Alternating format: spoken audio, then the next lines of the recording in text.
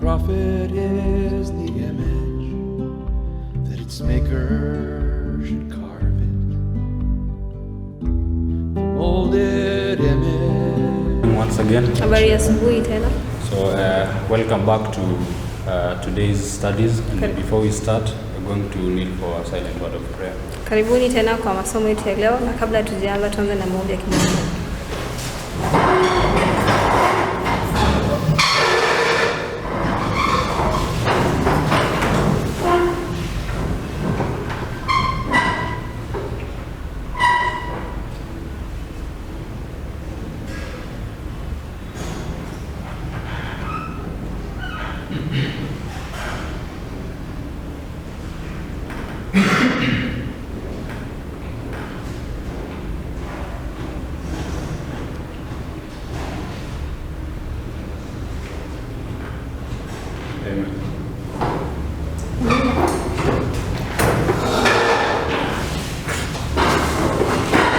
So in our last presentation,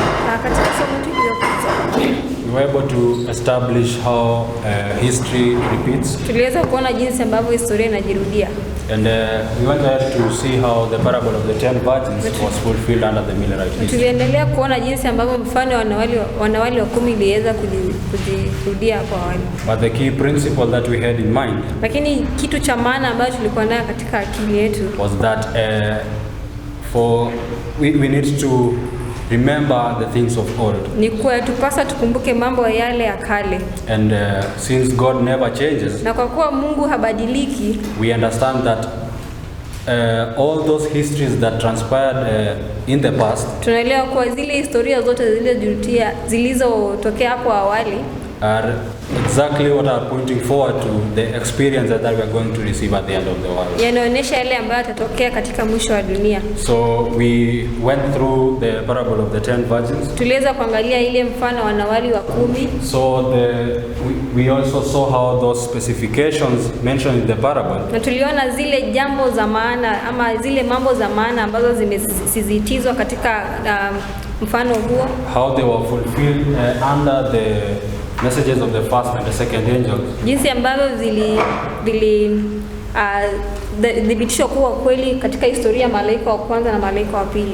Which also we are told that it shall be repeated under the third angel. Ambayo tumeambiwa itajirudia katika historia wa malaika watatu.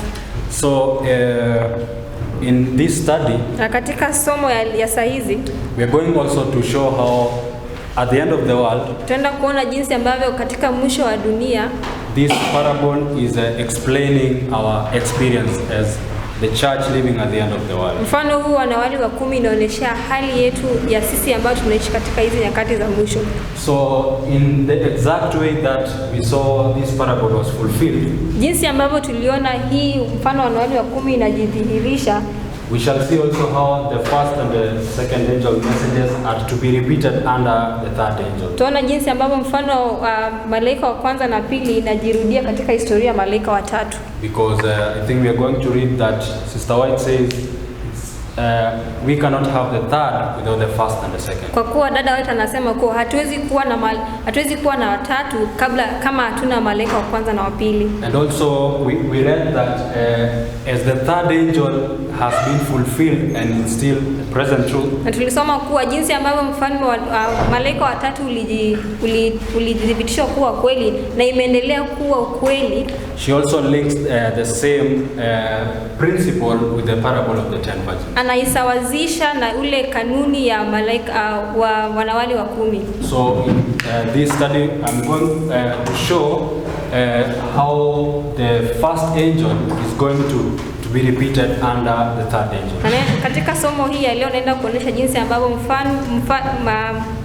malaika watatu, malaika wa kwanza inajirudia katika malaika watatu. And I think it won't be that hard because already Brother Calvin yesterday laid for us this structure, especially at this point of the Civil Sunday. Na haitakuwa ngumu kwa sababu ndugu Calvin aliweza kutuonyesha hii mstari jana.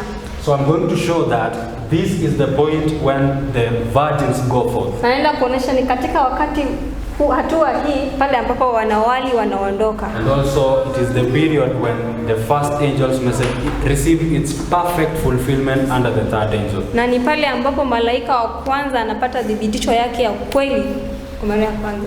Okay, so let's begin. Acha tuanze.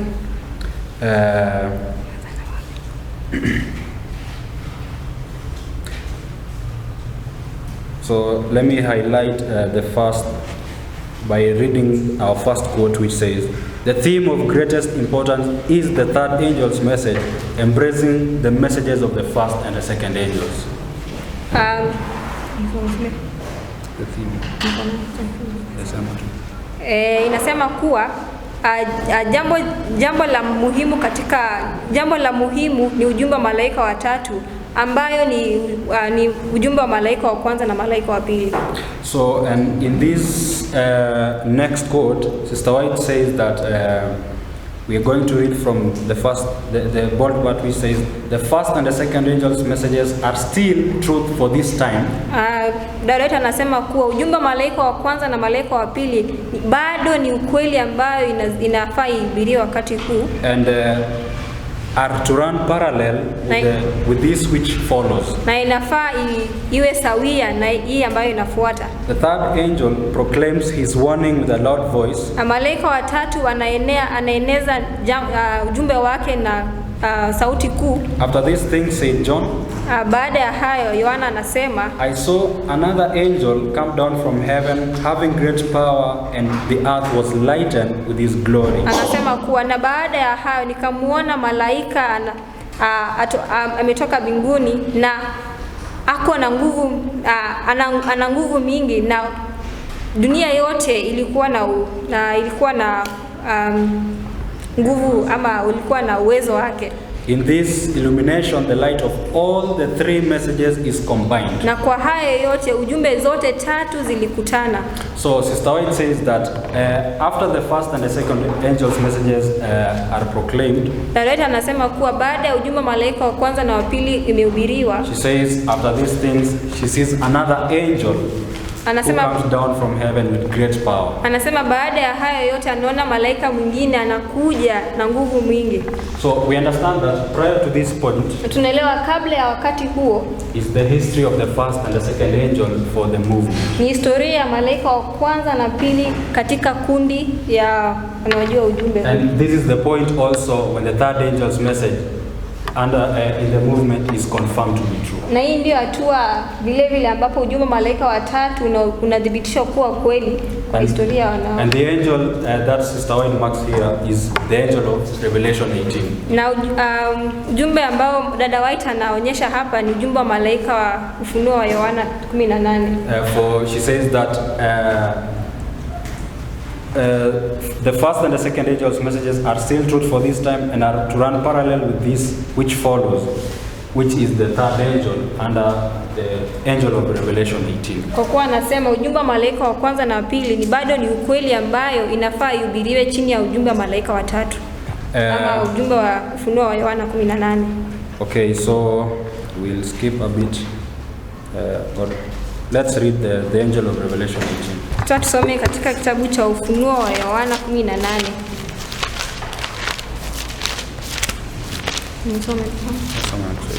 Inasema baada ya hayo naliona malaika mwingine akishuka kutoka mbinguni mwenye mamlaka kuu, na nchi ikaangazwa na utukufu wake. Akalia kwa sauti kuu akisema, umeanguka, umeanguka Babeli, ule mkuu umekuwa maskani ya mashetani na ngome ya kila roho mchafu na ngome ya kila ndege mchafu mwenye uchukiza.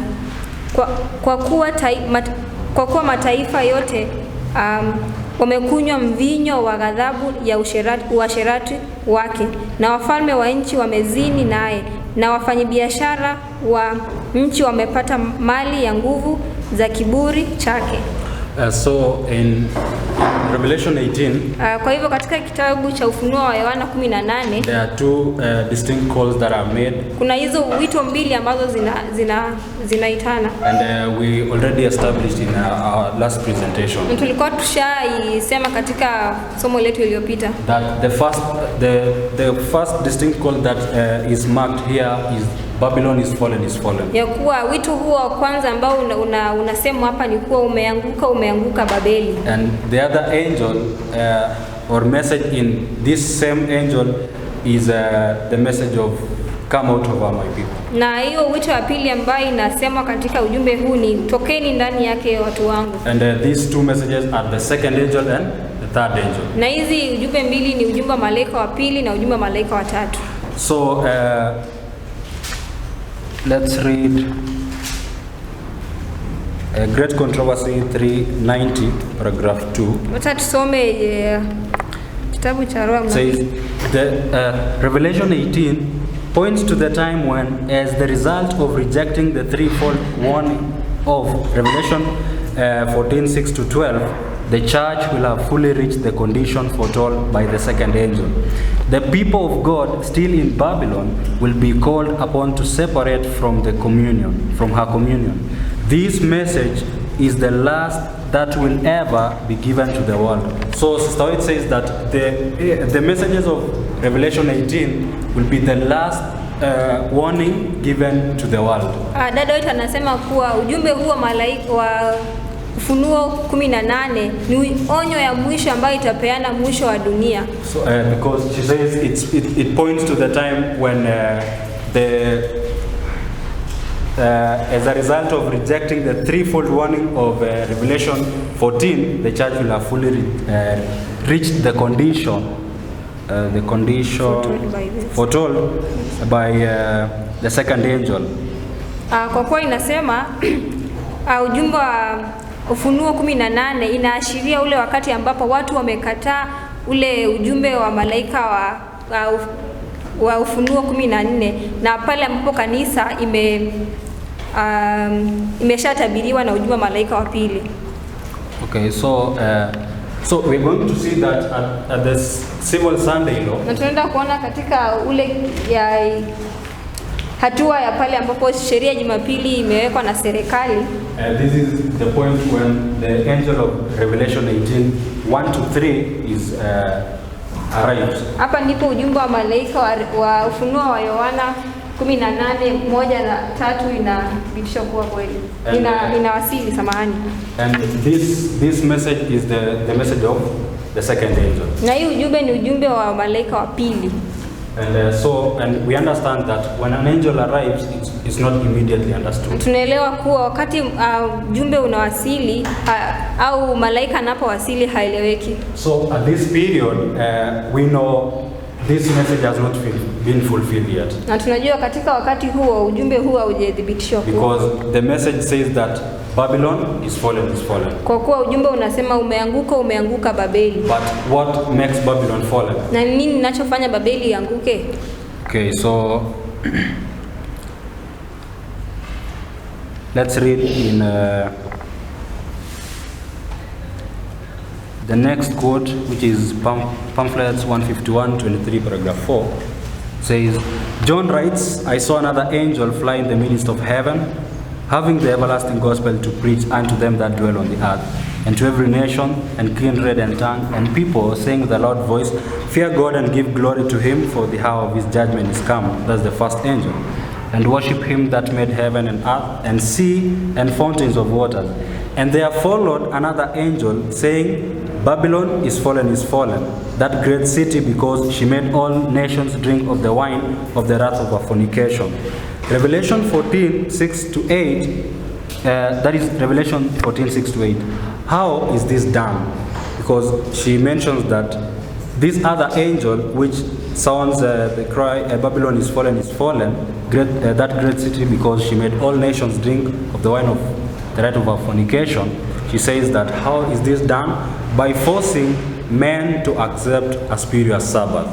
So the second angel is fulfilled at the period when God's people are forced to accept a spurious Sabbath. Na tunaelewa kuwa ujumbe wa malaika wa pili unadhibitishwa kuwa kweli pale ambapo watu wa Mungu wanalazimishwa kuabudu siku ya ambayo si ukweli ya Sabato.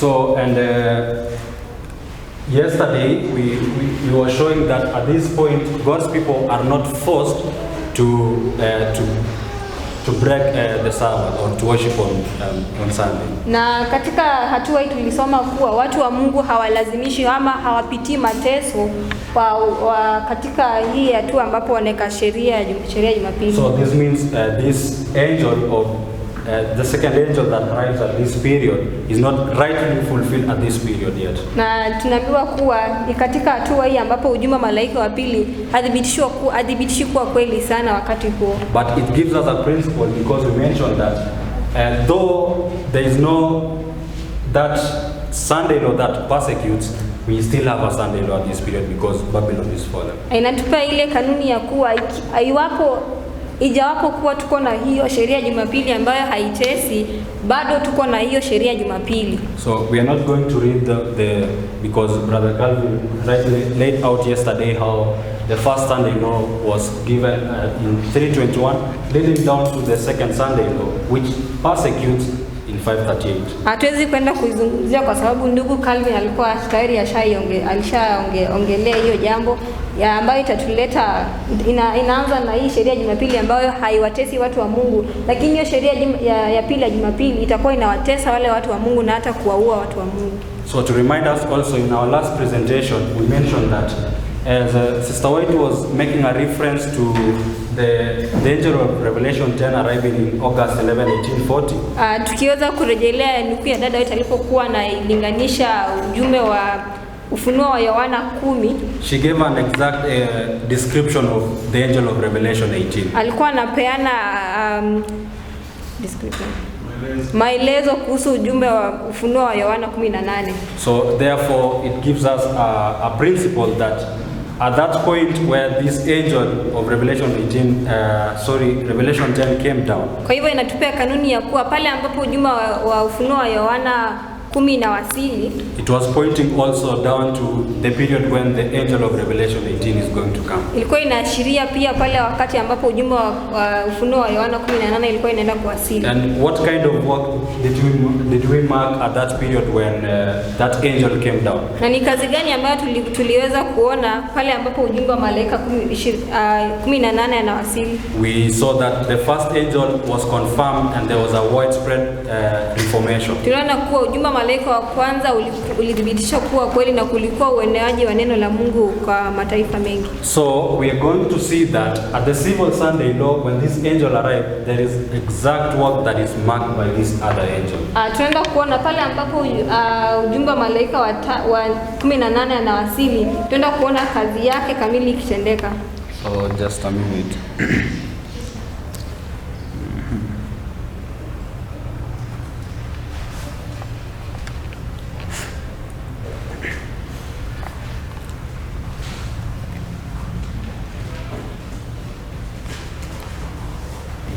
So if we just go back to the first quote we read. Tukienda katika nukuu ya kwanza tulichoisoma.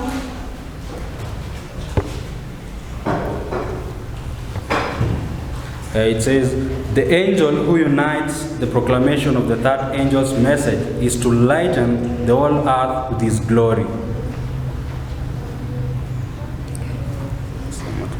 The angel who unites in the proclamation of the third angel's message is to lighten the whole earth with his glory. Yule malaika ambaye anakutanishwa na ujumbe wa Ufunuo wa Yohana 18 ataifanya dunia iwe na nuru yake kuu. And this quote is speaking about the angel of Revelation 18. Na nukuu inaongelea kuhusu ule ujumbe wa malaika wa Ufunuo wa Yohana 18. And Sister White is paralleling into the angel of Revelation 10. Dada White anaisawazisha na ujumbe wa Ufunuo wa Yohana 10. When the first angel's message was confirmed. Wakati ambapo ujumbe wa malaika wa kwanza ulithibitishwa kuwa kweli. And in the bold print it says the first angel's message was carried to every missionary station in the world. Anasema kuwa ule ujumbe wa malaika wa kwanza ulienezwa katika kila missionary. But she says that under the third angel But these are to be exceeded by the mighty movement under the last warning of the third angel. Anasema kuwa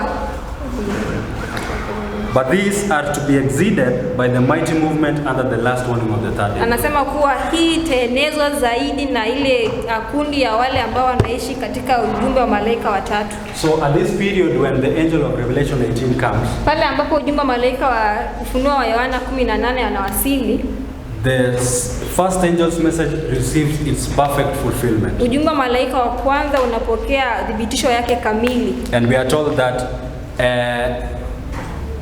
this wide reformation that was experienced back in the Millerite history, tumeambiwa huu eneaji ambao liweza kudhibitisha ule wakati wa Millerites, are to be exceeded by the mighty movement under the last warning of the third angel. Itazidishwa na ile kundi ya wale ambao wanaishi huu wakati wa ujumbe wa malaika watatu kupeana ule aonyo ya mwisho. So this is the period when the first angel message is receiving its perfect fulfillment. Tuona hapa hivi ndipo ambapo ujumbe wa malaika wa kwanza unapokea nguvu yake kamili. And there is that widespread reformation. Na kutakuwa na ueneaji mkubwa. But what did we see about the parable of the 10 virgins? Na ni nini ambacho tuliona katika mfano wa wanawali 10? So let's go back there. Twende hapo. Mathayo 25.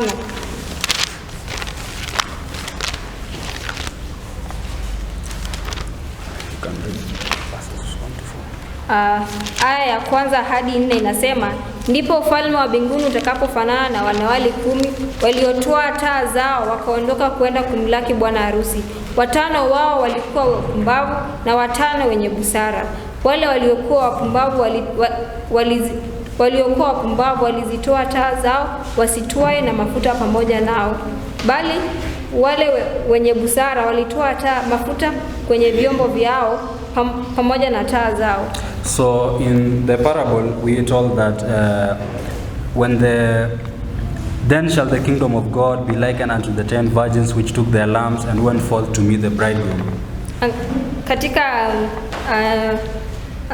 kifungu tumeambiwa kuwa ndipo ufalme wa mbinguni utakapofanana na wale wanawali 10 waliotoa taa zao wakaondoka kwenda kumlaki bwana harusi. So at the period when the first angel's message was confirmed, ule wakati ambapo malaika wa kwanza atadhibitisha kuwa kweli. Sister White told us that this was the period when the virgins went forth to meet the bridegroom. Dada wetu anatuambia kuwa hapa ndipo wakati pale ambapo wanawali waliondoka kwenda kumlaki bwana harusi. And so we've already established that the angel of Revelation 18 or Revelation 10 was pointing down to the angel of Revelation 18. Tumeona kuwa ujumbe wa malaika wa Ufunuo wa Yohana 10 ilikuwa inaashiria ujumbe wa Ufunuo wa Yohana 18. And this is the point where the first angel's message is confirmed. Na hapa ndipo ujumbe wa malaika wa kwanza unadhibitisha kuwa kweli kamili. And that the power is marked where the message goes or receives that widespread information. Na ndipo hiyo uweza wa hii ujumbe unapata kuenea kwa mataifa mengi. And this was the point where the virgins went forth. Na hapa ndipo ambapo wanawali waliondoka. So at this period we mark this is the going forth of the virgins. Katika hatua tunaweka kuondoka. Is everyone following? Kila mtu anafuata? Okay, so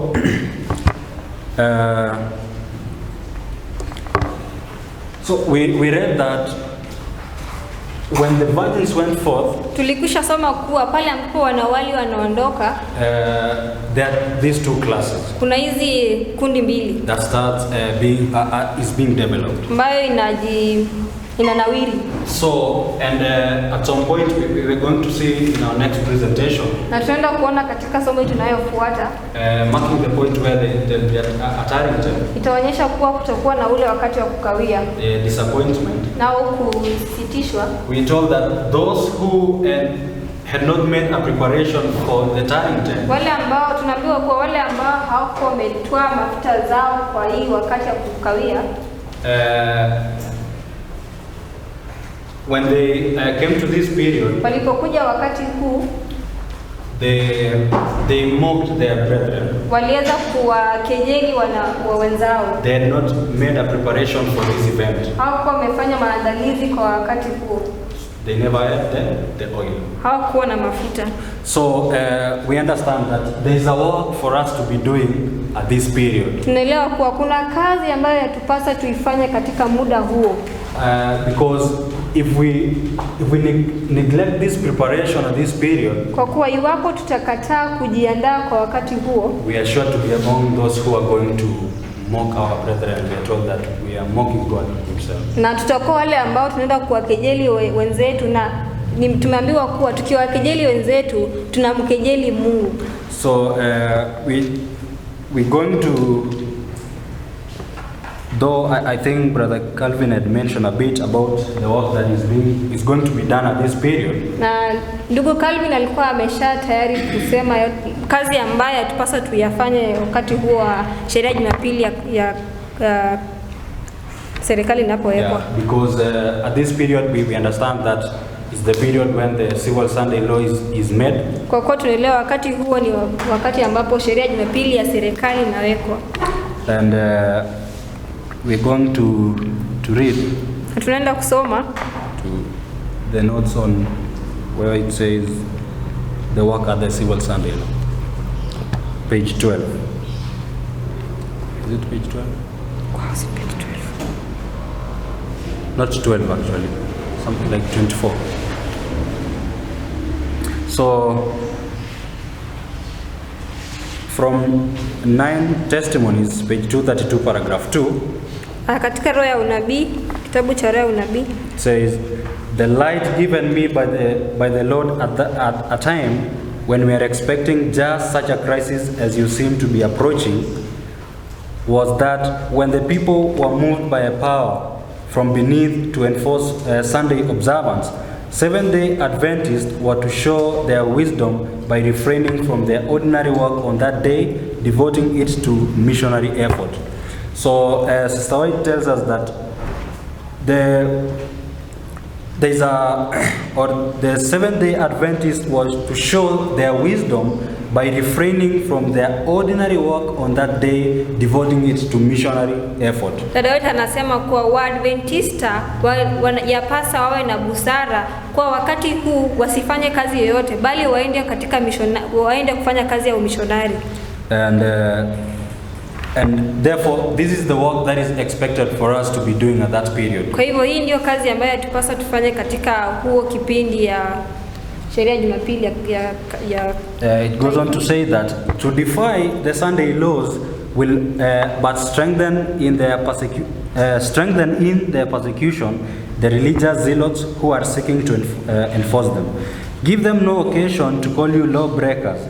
If they are left to rein up men who fear neither God nor man, the reining up will soon lose its novelty for them. And they will see that it was not consistent nor convenient for them to be strict in regard to the observance of Sunday. Keep right on with your missionary work, with your Bibles in your hands, and the enemy will see that he has wasted his own cause. One does not receive the mark of the beast because he knows or he shows that he realizes the wisdom of keeping the peace by refraining from the work that gives offense, doing at the same time a work of highest importance. So at this period we are told that we are to refrain from doing the work at that period, but we should devote our time to doing missionary work.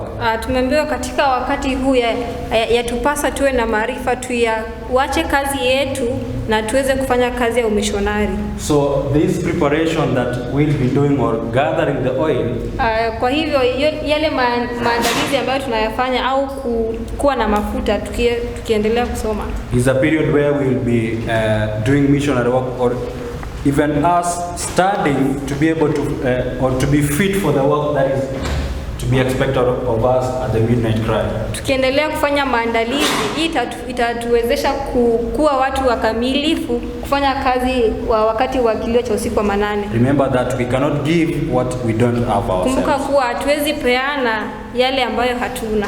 So it goes on to say that when we devote Sunday to missionary work, the whip will be taken out of the hands of arbitrary zealots who would be well pleased to humiliate Seventh-day Adventists. When they see that we employ ourselves on Sunday in visiting the people and opening the scriptures to them, they will know that it is useless for them to try to hinder our work by making Sunday laws. Sunday can be used for carrying forward various lines of work that will accomplish much for the Lord. On this day, open-air meetings and cottage meetings can be held. House-to-house work can be done. Those who write can devote this day to writing their articles. Whenever it's possible, let religious services be held on Sunday. Make these meetings intensely interesting.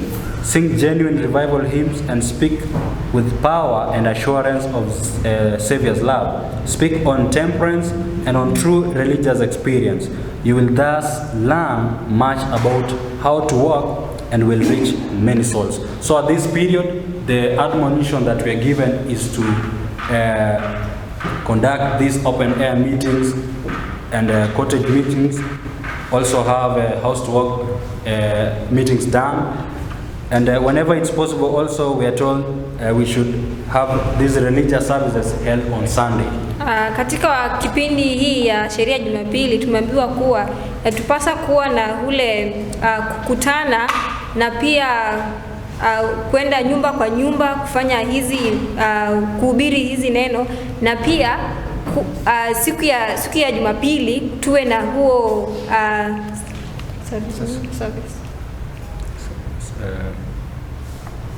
tuwe na ibada hiyo siku ya Jumapili. Yeah, because Sister White said it will be wise to refrain from doing work on that day and we devote it to missionary work. Dada anasema kuwa ni jambo la busara ikiwa tutaacha kazi yetu na twende tufanye kazi ya umishonari. And she says it won't be receiving the mark of the beast. Dada anasema haitakuwa kupokea ile alama ya mnyama. So we've established that at the civil Sunday law, tumeweza kuonyesha kuwa ni katika hatua hii ya sheria Jumapili, when this other angel, Revelation 18:1-3 arrives, wakati ambapo yule malaika mwingine wa Ufunuo wa Yohana 18 anawasili, who was paralleled by the angel of Revelation 10, ambaye alisawazishwa na malaika wa Ufunuo wa Yohana 10, who comes to give power to the third angel or at this period. Ambaye anakuja kupeana nguvu kwa ujumbe malaika watatu katika kipindi hiki. The perfect fulfillment of this message starts to be repeated at this period. Ujumbe kamili au udhibitisho kamili unaanza kupeana katika kipindi hiyo. And then the third angel is repeating. Na jinsi ambavyo ujumbe wa malaika watatu unajirudia, so the parable of the 10 virgins also is repeating to the very later. Vile vile ujumbe wa mfano wanawali wa 10 inajirudia. And the burden of this study this time was to show that indeed the parable or the going forth of the virgins will be at this period when the first angel received its perfect fulfillment. Jambo la busara ambalo tulikuwa tunaangalia katika somo la leo ilikuwa kuangalia jinsi ambavyo pale ambapo wanawali wanaondoka inawakilisha katika hatua hii. Yeah, so and we also shown the work that it's expected of us to be doing. Tumeweza kuona kazi ambayo inatupasa tufanye katika kipindi hii yote, which is the work of gathering the oil. Ni kazi ya kuwa na mafuta, yani kusoma na uwe. Is preparing our characters. Ni ile hali ya kuandaa tabia zetu. So and we understand that from our line. Tunaelewa katika line yetu ya matengenezo. This parallels September 11. Hii inawasilishwa na mwaka wa September 11. And this is a parallel in 2014. Na hii inawasilishwa na mwaka 2014. This is the midnight cry. We are just about to get there. Na hii ndio kilio cha usiku wa manane ambayo tuko karibu kuelekea. And this final review is this point, which is the civil Sunday. Na hii maandalio ya mwisho ni hii sheria ya Jumapili. So in our history we can see already where we are. Na katika historia yetu tunazoona penye tuko. We are well past this period. Tuko baada ya hii yote. So from tomorrow we are going to see how the parable is going to be repeated at this period. Na kisha tunaenda kuangalia jinsi ambavyo mfano wa wale wakuu inajirudia katika kipindi hiki yote. Then we see also the second angel message being perfectly fulfilled at this period. Ndio jinsi ambavyo malaika wa pili anadhibitishwa kuwa kweli katika kipindi hiki. In line with the parable of the 10 virgins. Sawazishwa na mfano wa wanawali wa 10. So with that we are going to close the prayer. Na kwa hayo ningependa tufunge na maombi.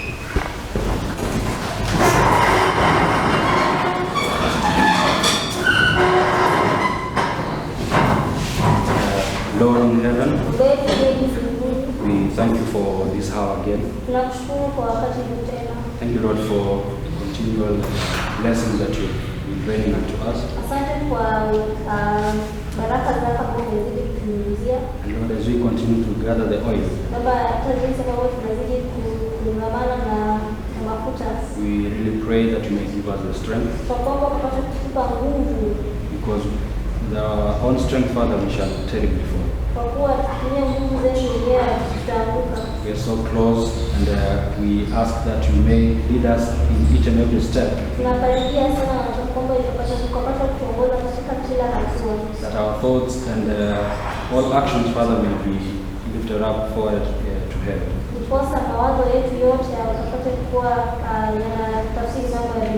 Continue to bless us all through this day. That all, Father, everyone who is in this room may be blessed and be ready for this great event that is coming.